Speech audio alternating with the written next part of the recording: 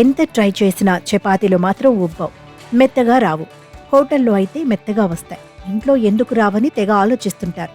కానీ ఒక పొడిని జస్ట్ టీ స్పూన్ వేస్తే మీరు చేసే చపాతీలు మెత్తగా పూరిల్లా ఉబ్బుతాయి. చపాతీలను గుండ్రంగా మెత్తగా పూరిల్లా తయారు చేయడం ఒక కళ. ఇది అందరికీ సాధ్యం కాదు అని చాలా మంది అనుకుంటారు. కొన్ని చిట్కాలను ఫాలో అయితే మాత్రం ప్రతి ఒక్కరూ హోటల్ స్టైల్లో చపాతీలను మెత్తగా చేసేయచ్చు. నిజానికి మొదట్లో గుండ్రని మెత్తటి చపాతీలను తయారు చేయడం చాలా కష్టం. చాలా మంది పిండిని సరిగ్గా కలపరు. హడావిడిగా పిండిని కలిపేసి చపాతీలను తయారు చేస్తారు. దీనివల్లే చపాతీలు మెత్తగా రావు. అలాగే చాలా మంది చపాతీ పిండిని చాలా గట్టిగా కలుపుతారు.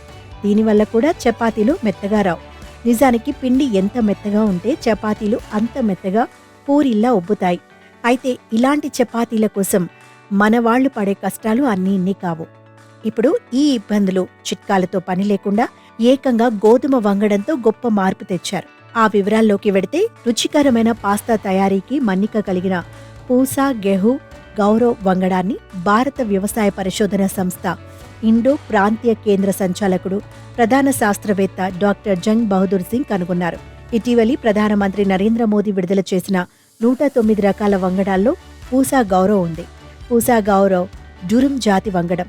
ప్రపంచమంతటా పాస్తా, అంబలి, సేమియా తయారీకి డురుమ్ గోధుమను విరివిగా ఉపయోగిస్తున్నారు. పూసా గెహూ గౌరవ్ గోధుమ పిండి సాధారణ డురుమ్ గోధుమల కంటే ఎక్కువ నీటిని పీల్చుకుంటుంది. దీంతో చపాతీలు మెత్తగా వస్తాయని జంగ్ బహదూర్ సింగ్ వివరించారు. వాతావరణ మార్పుల వల్ల ఉష్ణోగ్రత పెరిగి సాగునీటి సదుపాయం తగ్గినా పూసా గౌరవ్ మంచి దిగుబడిని ఇస్తుంది. పరిమిత సాగునీటి సదుపాయం ఉన్న హెక్టారుకు 30.2 క్వింటాళ్ల నుంచి 39.9 క్వింటాళ్ల వరకు దిగుబడి ఇచ్చే ఈ వంగడం దక్షిణ మధ్య భారత ప్రాంతాలకు ఎంతో అనువైంది.